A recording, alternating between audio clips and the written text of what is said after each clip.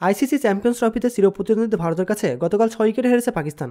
241 রানের জবাবে খেলতে নেমে 45 বল হাতে রেখে জয় পায় রোহিত শর্মার দল। এমন বাজে পারফরমেন্সের কারণে বেজায় চটেছেন পাকিস্তানি কিংবদন্তি ফাস্ট বোলার শোয়েব আখতার। দলের ম্যানেজমেন্টের ওপর তীব্র ক্ষোভ ঝেড়েছেন তিনি। সামাজিক যোগাযোগ মাধ্যম এক্সে দেওয়া এক ভিডিও বার্তায় শোয়েব আখতার বলেন, আমি ভারতের বিপক্ষে হারের জন্য একটুও হতাশ নই, কারণ আমি জানতাম এমনটাই হবে। 5 জন বলার নিয়ে খেলা যায় না, গোটা বিশ্ব এখন 6 জন বলার নিয়ে খেলছে। আপনারা 2 জন অলরাউন্ডার নিয়েছেন, কিন্তু এটি পুরোপুরি মগজহীন ও দিকহীন ম্যানেজমেন্ট। আমি সত্যিই হতাশ। ভিডিও বার্তায় শোয়েব আখতার আরও বলেন, তিনি আগে থেকে জানতেন যে পাকিস্তান এই ম্যাচ হারবে। ভিডিও বার্তায় শোয়েব আখতার আরও বলেন যে তিনি আগে থেকে জানতেন যে পাকিস্তান হারবে। এর জন্য তিনি পাকিস্তানের পরিকল্পনাহীন দল নির্বাচনকেও কাঠগড়ায় তুলেছেন।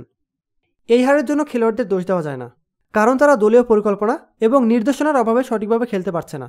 দল যেমন, খেলোয়াড়রাও তেমনই, তারা জানেই না কি করতে হবে। ইচ্ছাশক্তি একটা বিষয়।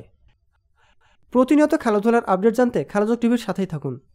এতক্ষণ আমাদের সাথে থাকার জন্য আপনাকে জানাচ্ছি বিশেষ ধন্যবাদ।